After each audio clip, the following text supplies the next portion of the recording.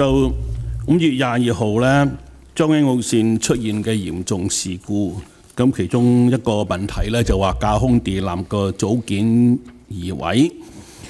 咁呢個咧就令我就即刻諗到咧，諗翻起2013年12月16號嗰次又係將軍澳線，又搞到咧同埋相關嘅啲觀塘線咧都癱瘓5小時。咁其實咧又係話電纜出事故，咁就話咧當時咧就係調景嶺站附近一個拉緊電纜嘅固定裝置出事，就一條咧銅索斷裂，咁簡單呢個小部件就搞到咧大癱瘓。咁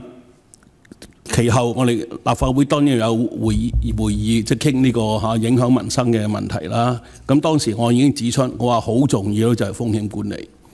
風險管理第一步咧就係風險評估，咩意思啊？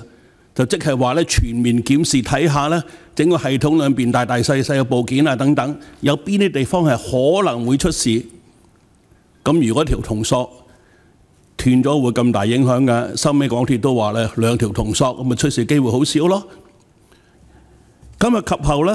有2個情況出事故咧，其實都係類似性質嘅，就係2021年10月2號嘅呢個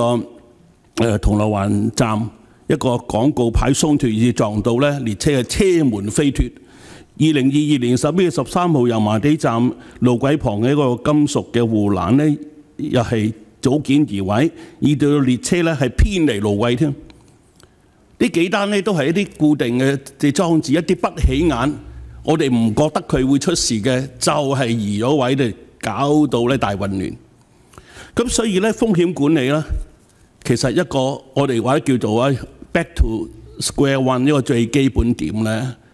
冇嘢代替得過咧，係有眼到手到腳到，去到現場真係去檢視嘅。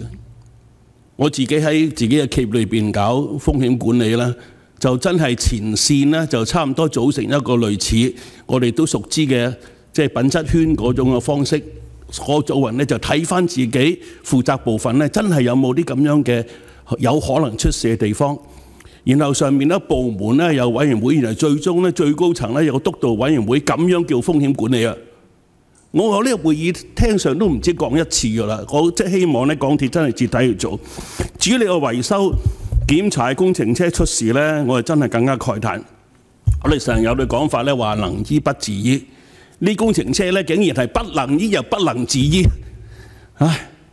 咁所以你哋話我有檢查嘅咩？係咪有一個即係簡單徹底啲嘅演練？工程車定期全面運作過一次，睇清楚佢咧就唔可能會出事故，先至派出去行走。即係其實呢啲咧就真係唔係話單講即係咩創新科技嘅。我哋工程管理上最重要一點咧，唔好做所謂會議室裏邊啲工程師，而係走到現場真係眼到手到腳到啦，主席。非常之同意啊，盧議員嘅嗰個觀察。其實我都翻查晒啲記錄，其實我好覺得咧有好多嘅經驗同埋個教訓係可以總結嚇。咁就其實我完全同意剛才阿盧議員嘅提問，尤其是喺港鐵嚟講咧，我諗希望佢哋真係要係在地到地貼地咁樣咧去處理而家嚟緊要盡快係喺個系統上面嘅個即時嘅應變，同埋個風險管理好同意，即係個安全係數一定要提升。今次嘅事件睇到將軍澳線裏邊嘅一啲嘅好細嘅組件都出咗啲問題，就令到嗰個電力嗰個供應中斷咗咧，牽一發動全身，呢個必須要去堵塞同埋處理。多謝主席。主席簡單補充一句。我希望今次522嘅事件咧，唔好揾到又係條銅索斷咗，咁啊真係覺得極為失望啦。